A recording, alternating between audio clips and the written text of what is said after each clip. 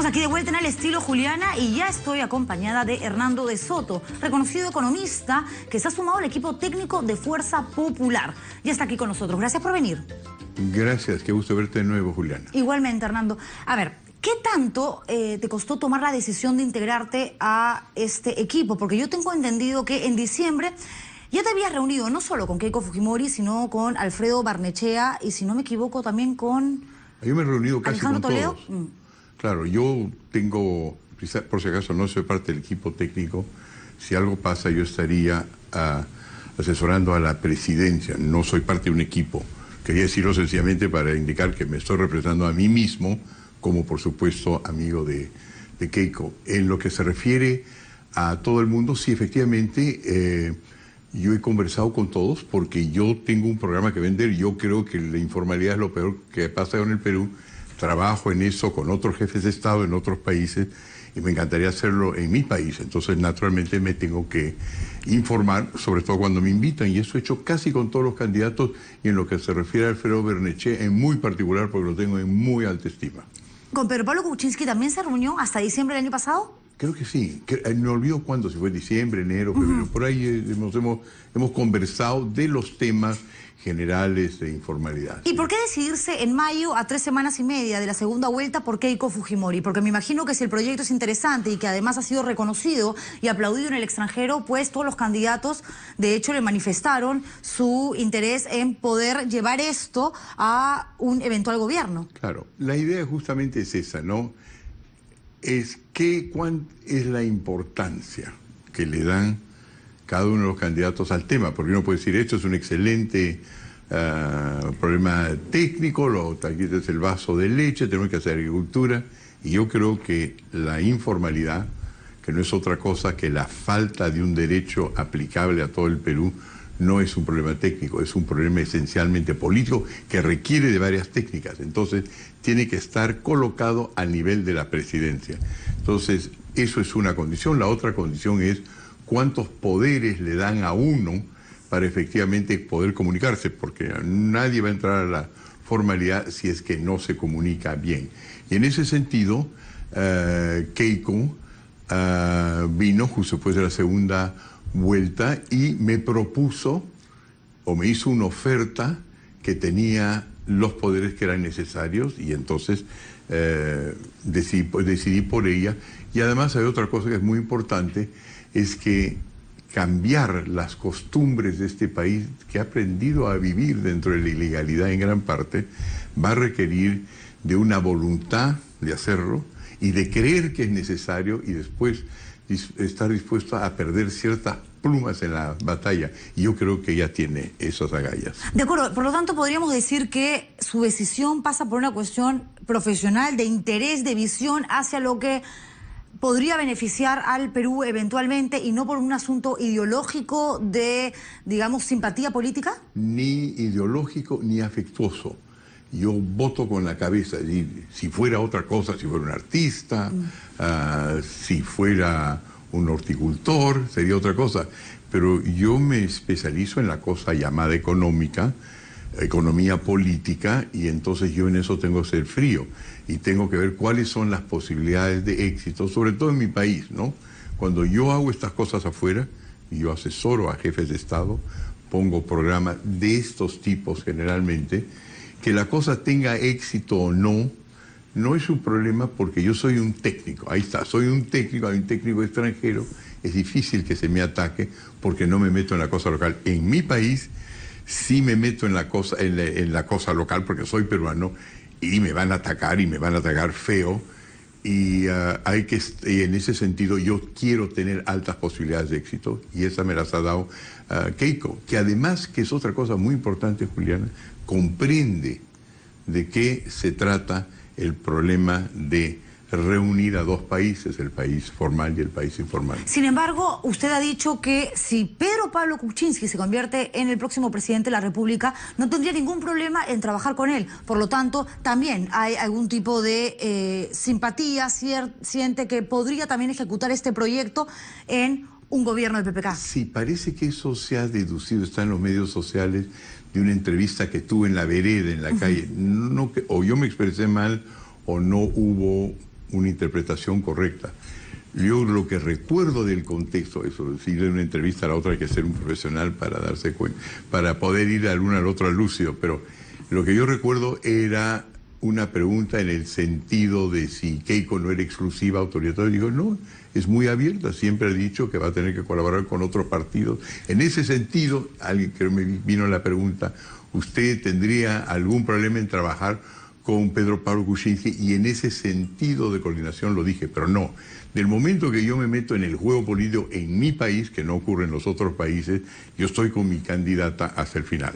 Entonces la respuesta es, si mi candidata dijera en algún momento, oye, tenemos que cooperar con Pedro Pablo, pero por supuesto que lo hago. Pero por el momento yo voy a seguir fiel a la candidata que me ofreció la oportunidad de lanzar un mensaje en un momento tan interesante como ese de la campaña. Y no tiene miedo de equivocarse, porque usted también trabajó con el padre, con Alberto Fujimori, y luego, por ejemplo, cuando sucedió este hecho nefasto el 5 de abril, tuvo, digamos, una postura sumamente crítica con relación a ese tema específico. E incluso después fue bastante duro a la hora de criticar, como tenía que serlo, claro que sí, la gestión, la dictadura que se vivió durante esos 10 años. ¿No tiene temor de que pase lo mismo con la hija? Bueno, en primer lugar, creo que es importante decir de que la vida no es hecha de una sola victoria, Son varios fracasos y varias victorias. En la primera etapa del presidente Alberto Fujimori se hicieron una serie de buenas cosas de las cuales no estoy arrepentido. Se acabó con el terrorismo y yo fui parte de eso. Se hizo una política económica correcta, lo cual requirió voltear una forma de hacer las cosas tradicionalmente. Se logró eso. Se crearon una serie de instituciones importantes. Yo rompí con Alberto Fujimori en 1992 por asuntos relacionados a corrupción. Critiqué lo que se llamaba la quinta columna que yo veía crecer dentro del Estado. Eso fue una cosa. Vino el 5 de abril, lo critiqué a fondo. Y después, cuando me llaman tanto de la Organización de Estados Americanos como del gobierno para ver de qué manera se sale del golpe de Estado, hice de bisagra, coordiné el asunto de las Bahamas y logré que al Perú se lo reinsertara de nuevo en el sistema financiero internacional, que se acabara con el golpe de Estado y se creara la Constitución de 1993. Eso se hizo, yo fui con un par de personas más el arquitecto de eso. Y desde entonces hasta la fecha he trabajado fuera del Perú por la situación de alienación, por la exclusión en la cual me puso Alberto Fujimori. Entonces he sido súper crítico de eso, pero valió la pena hacer las reformas que hubieron hasta 1993 porque nos han marcado hasta el día de hoy. ¿Puedo con Keiko equivocarme? No. Yo creo que vamos a hacer las cosas bien, el futuro es impredecible, pero yo tengo absoluta fe en la capacidad de esta señora de hacer las reformas que son necesarias, por lo menos en el campo en el cual yo veo, y por eso lo estoy apoyando. No es un apoyo irresponsable. Pero usted habla, por ejemplo, de estos casos de corrupción que empezó a oler y que marcaron un hito, un antes y un después en su participación dentro del gobierno de Fujimori.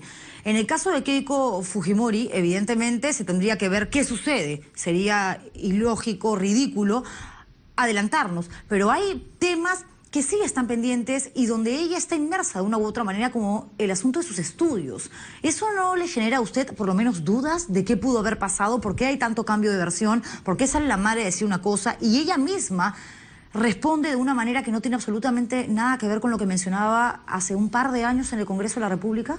La verdad del caso es que en lo que se refiere a la trayectoria de muchos de nuestros políticos, en este país donde es tan difícil hacer las cosas legalmente, yo le doy los beneficios de la duda, porque me parece que ese es el tema fundamental.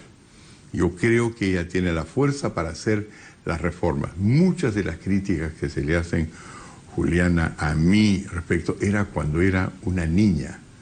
Era una niña que dependía de su padre, ha crecido, era una hija de migrantes en un país donde hay actitudes de lo más racistas frente a la migración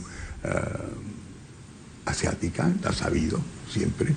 Y entonces yo considero que hay actitudes, hay resultados, pero que no son cuando esta es una mujer ya madura. Yo no veo eso, yo no veo tampoco algo que indique que hay una especie de ADN que significa que cualquier cosa que hizo mal el padre, e hizo varias cosas malas, necesariamente las va a heredar ella. No veo ninguna razón de ello. En eso estamos totalmente de acuerdo. Incluso cuando se habla de los hijos de Fujimori, uno dice, pero ¿por qué meter a Sachi, a Hiro, en, digamos, la misma canasta? Y hasta el propio Kenji, cuando ellos no tuvieron un protagonismo político dentro de las gestiones, los dos gobiernos del padre. Pero en el caso de Keiko Fujimori, ella misma, cuando habla de su trayectoria, de su currículum, dice, tengo 20 años en política. 20 años quiere decir que cuando, sí, pues era una niña, como usted dice, ya hacía política, ella misma lo reconoce.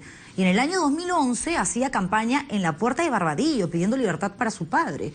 Que nadie dice y nadie cuestiona que no lo ame, que no lo quiera y que no pensara, soñara en mañana verlo libre. Es la hija, pero ya está utilizando esto políticamente, por lo tanto, hasta el 2011 al menos reconocía que su padre era una persona que merecía libertad. ¿Por qué creer ahora este nuevo discurso? Bueno, eso es bien complicado, ¿no? Es bien complicado haber vivido con un papá que hizo cosas extraordinarias al principio y que después verdaderamente tuvo unas juntas deplorables. Y cómo cuestiona uno eso en sus padres, cómo logra uno separar el amor al padre de las otras cosas. Yo tengo simpatía por eso. Debe ser difícil también en ella ser coherente, cómo decirlo todo lo que piensa con relación a su padre, cuando es hija de su padre y va a asumir una función pública. Yo en ese sentido lo que hago es evaluar un candidato frente al otro candidato, hacer la suma total de beneficios, la suma total de costos y me sale un plus a favor de Keiko. ¿Por qué? ¿Qué tiene Keiko Fujimori que no tiene Pedro Pablo Kuczynski? El conocimiento de lo que es el Perú.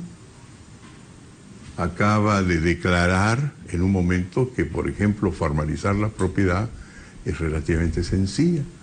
Uno agarra un pick-up, hay una señorita atrás, pone una computadora y uno presenta su DNI, la propiedad es suya. Entonces que tome un pick-up a Conga y diga, oiga, la propiedad es de la Newmont, ¿no es cierto? O que vaya a Tía María y diga, la propiedad es de la Southern. O que vaya a Choquehuanca y diga, la propiedad es del señor García. Así no funciona. Él no puede distinguir por el momento lo que es registro de la propiedad. Este es un país que no se va a formalizar en la base a bajar impuestos. Él estará pensando pues en Nueva York, donde la informalidad no es informalidad, es el mercado negro. Usted sabe dónde están todas las industrias, usted sabe dónde están todos los restaurantes, usted sabe quién es dueño de quién. El problema es quién está haciendo trampa con relación a los impuestos. Acá no sabemos dónde está el narcotráfico, no sabemos quién es verdaderamente el dueño de la mina, si el Estado tiene un derecho que puede defender. Entre el Estado y dice, estas minas son efectivamente de esta compañía privada, salen 40 ronderos y dicen que no. Es decir, hay un estado de irregularidad, de trabas, un establishment que maneje estas cosas por atrás que hay que saber romper. Yo creo que Keiko tiene no solamente el coraje de hacerlo, sino la ha entendido que esto no es un problema esencialmente de impuestos. ¿Lo ha entendido Keiko Fujimori o ha entendido que existe la necesidad de contar con una persona como usted para que aplique este proyecto que tanto éxito ha tenido en el extranjero cuando ha sido, digamos, expuesto? No, lo he entendido. Si me llama a mí es porque evidentemente tengo una especialidad. A mí no se me ocurre decir al dentista que no lo necesito, yo mismo me voy a operar mis dientes, yo no voy a decir no necesito nada, yo sé coser mi ropa. Ella sabe que el mundo anda entre especialistas, pero que lo entiende sin lugar a dudas. Este mundo ha cambiado tanto que muchas de las cosas que sabemos con relación al pasado ya no tienen solución con leer libros. Ella ha cerrado sus libros y ha abierto los ojos. Lo esencial es que ha abierto los ojos. ¿Y eso justifica el hecho de que haya hecho este tipo, no de alianza, pero que haya recibido el apoyo de los mineros ilegales? Oye, Juliana, los mineros ilegales, los que contaminan ríos, son el 20% del total de la población peruana. Los que hoy día nosotros hemos ido a Nazca para que nos apoyen, no son los que están cerca del agua, al contrario, están en la puna, donde hay que traer el agua arriba. No todos se pueden poner en la misma canasta. Eso es número uno. Número dos, la pregunta es, ¿cómo se va a hacer que se pueda proteger nuestros ríos y nuestros bosques? El territorio de la selva peruana es 60% del país, es más grande que Francia.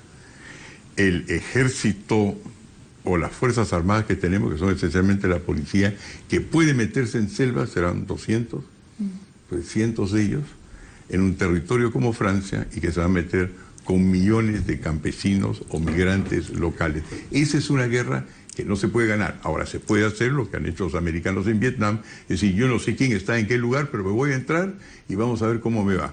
Y no les fue bien. Yo no sé quién está en qué lugar, pero me voy a meter en Irak o me voy a meter en Afganistán y nos destrozan. Los mexicanos acaban de, en lugar de ganar la guerra como la ganamos nosotros contra Sendero, que fue ver cómo agarramos el pueblo y lo titulamos y organizamos a los ronderos, 123,000 de ellos, para hacer la guerra Sendero Luminoso, más bien hubo una actitud en México de decir, a estos les vamos a mandar un ejército público contra el ejército privado mexicano y 25,000 muertos. Entonces la pregunta acá es, si queremos acabar con la ilegalidad, ¿cómo hacemos la guerra de tal manera que metemos la gran parte de la población dentro del sistema para que denuncie a los maleantes y de esa manera logramos integrar a la población de nuestro lado en lugar de salir a bombardearla? Estamos hablando de un 20%. De todas maneras, sería una guerra menor esa la que se tendría que combatir, que lo que van a tener que hacer para acabar con la informalidad, que digamos que es su punto fuerte, y para eso justamente lo han llamado de fuerza popular, porque el 70% de peruanos están dentro de la informalidad en nuestro país. Y usted decías algo interesante hace un rato, Hernando. Claro, esto no pasa solamente por una cuestión de trabajo, esto no pasa por una cuestión de decir a la gente esto es lo que más te conviene. Hay que entrar a tallar en un tema que pasa por la idiosincrasia, que pasa por la cultura. Somos un país informal, somos un país chicha, y hay que enseñar a la gente no solamente a trabajar de otra forma, sino a vivir con otro estilo. ¿Cómo van a hacer eso? Me parece una excelente pregunta, Juliana. Mira, los peruanos, pues lo que yo le escuché a Pedro Pablo, que dicho espacio yo respeto mucho, es que cuando él fue ahora a Nueva York, dijo que estaba en Nueva York porque hay 3 millones de peruanos, o donde estuvo, que están en los Estados Unidos. Bueno, sean 3, que sean 2, que sea 1, no importa.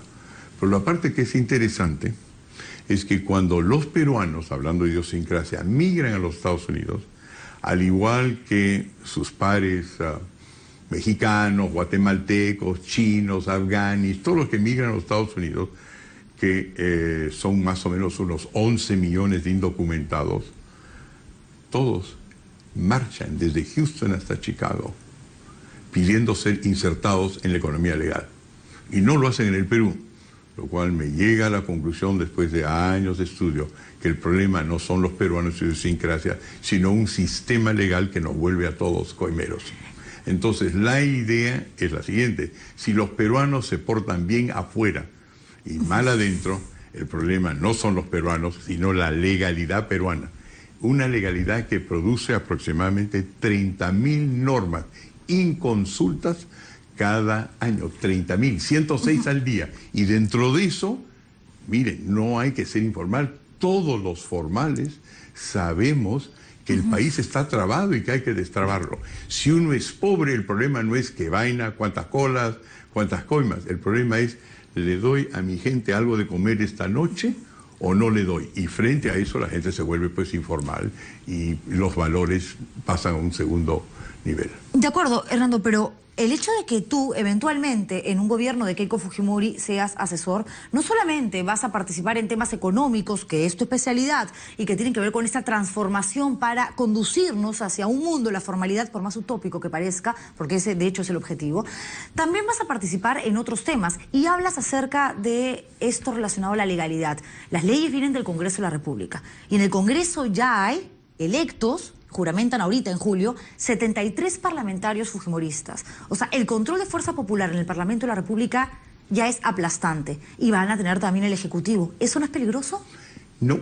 ¿Por qué? Te voy a decir por qué. Porque lo que ha pasado es que nos hemos acostumbrado a un Parlamento donde no hay mayorías. Pero en los Estados Unidos hay una mayoría en su Congreso, hay una mayoría en su Cámara de Senadores.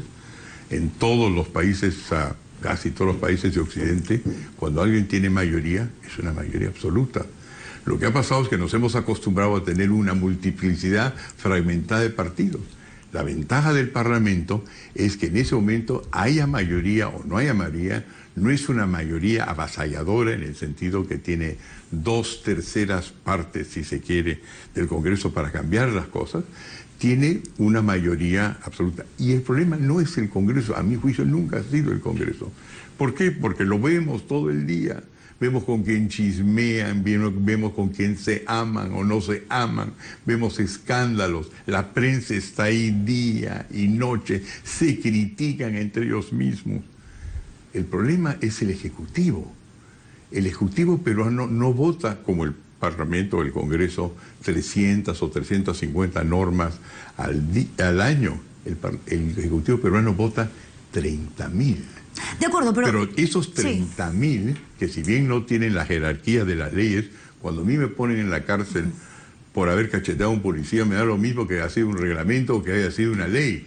El hecho es que el Ejecutivo es todopoderoso, a tal punto que tengan minoría o mayoría, las personas del Ejecutivo, a través de los tiempos, han robado con o sin la mayoría en el Congreso. Es que hablando de robos, ¿no? También pones como ejemplo otros países y situaciones políticas que se han presentado en el extranjero. Pero justamente el Perú es un país bastante atípico. La historia política peruana habla de una serie de situaciones que quizás, claro, en otros lugares donde hay una mayoría absoluta en el Congreso, pese a que el representante del Ejecutivo es de la misma fuerza, pues no se han visto cosas aterradoras como las que conocemos pues en nuestro país con los representantes y autoridades que tenemos, y sí, culpa de los electores que hemos elegido a ellos, de los que después, claro está, que nos hemos arrepentido. El tema es, ¿quién nos asegura? ¿Cuál es, Juliana? ¿No nos equivocamos? ¿Qué son las cosas típicas peruanas? Todo lo que yo veo en el Perú son una versión mexicana, una versión afganistana, una versión libia, una versión...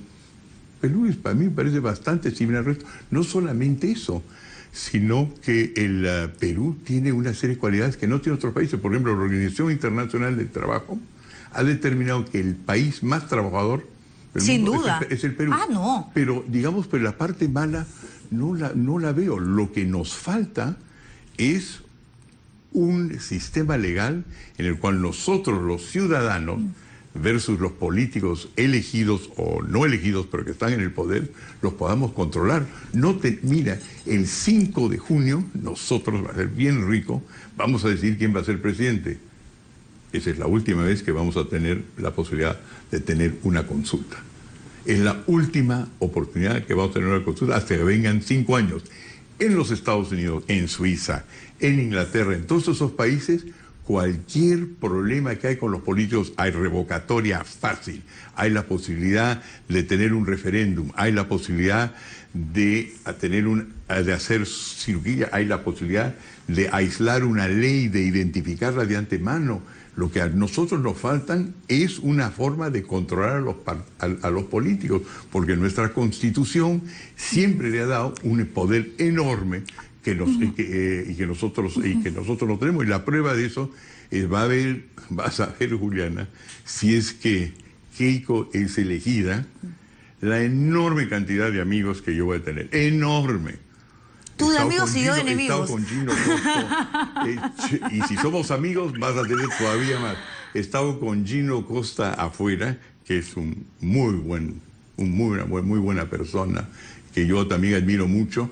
Bueno, si gana Pedro Pablo Kuczynski, también le van a quintuplicar su cantidad de amigos por la cantidad de poder que tienen las personas que están puestas en el Ejecutivo, mucho más que el Parlamento. Pero es un poco contradictorio, porque me hablas acerca de esto que tanto preocupa, que es el gran poder que tienen los políticos en el Perú, y a eso me refería exclusivamente cuando hablaba y marcaba esas diferencias con lo que viene sucediendo en otros países, y esta gran mayoría en los poderes del Estado que tendría eventualmente, si gana Keiko, a partir del próximo, pues, 5 de junio, porque es mayoría del Congreso más el Ejecutivo, y sí, pues, o sea, las cosas al menos que hemos visto ahora en campaña no hablan necesariamente de, te lo digo con toda la honestidad, y es una percepción muy personal, de apertura, de poder sentarse a debatir, a escuchar otros puntos de vista. Lo comentamos antes de que arrancara la entrevista, Hernando, y te agradecía por estar aquí porque este programa pues no recibe a nadie más de Fuerza Popular por orden Oye, yo no soy interna. Fuerza Popular, pero sí soy simpatizante de Keiko. Mira, la verdad es que la forma como se está desarrollando la campaña en el Perú, no muchos de nosotros hemos salido más ilustrados. Es una pena. Es una pena de que efectivamente los políticos no tengan otra cosa. Es casi un programa de Twitter. Todo el mundo tiene que sacar una cosa bien corta y está sometida a insultos. Y no es que seamos el único país, hay que ver las elecciones americanas.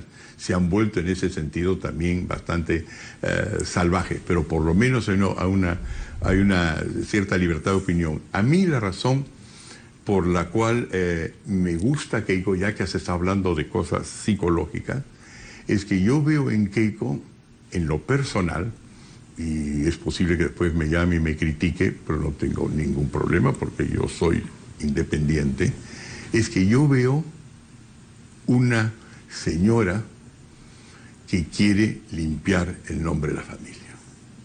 Yo no hago, y a mí me parece que Keiko es una persona bien distinta que su papá. Su papá es un bulldozer. Él quería hacer cosas, transformar, entrar en la historia, y al mismo tiempo tiene la debilidad que le encanta ser seducido por arequipeños. Ella no. Lo que yo veo en ella más bien es que, viendo las acusaciones tremendas frente a su padre, al pasado que ha habido, que en muchos casos no son merecidos, pero en fin, así es la vida, esta mujer va a querer limpiar el país y va a tratar de demostrar que ha cambiado las cosas y quiere ver a sus hijas respetadas. Eso es la motivación psicológica que a mí me da mucha tranquilidad. Usted dice que Alberto Fujimori fue seducido. ¿Realmente cree que una persona tan inteligente, porque eso nadie se lo puede negar, como Fujimori, se haya dejado manipular a ese nivel por Vladimiro Montesinos? Eso ya a esas alturas del partido suena pues hasta chistoso. Juliana, un arequipeño astuto es sumamente peligroso, y uno dedicado al crimen y a vivir de los otros en este país mercantilista lo ha hecho. A mí me sorprendió porque yo lo he visto a Fujimori como un hombre de coraje, un hombre salido de la nada y convertirse en alguien especial, pero el hecho es que lo sedució y que lo llevó en una mala vía cuando había tenido unos primeros 5 años ejemplares, y en los últimos 5 años dejó que este hombre y una serie de personas, incluyendo ministros que se han asociado a él, hicieran el mal. Verdaderamente es increíble, pero lo sedució. Pero demasiado buena gente entonces Fujimori, porque no solamente se dejó seducir, sino que después, cuando se destapa toda esta corrupción a través de los famosos Vladivideos, lo primero que hizo fue irse a buscar la CTS para su ex socio. Mira, el hecho es el siguiente. Déjame decirte lo que yo he visto como trabajo con jefes de Estado. Y he logrado ver qué es lo que ocurre a un jefe de Estado, ¿no? La primera cosa que ocurre a un jefe de Estado es que no puede tomar contacto directo con la realidad y se aísla.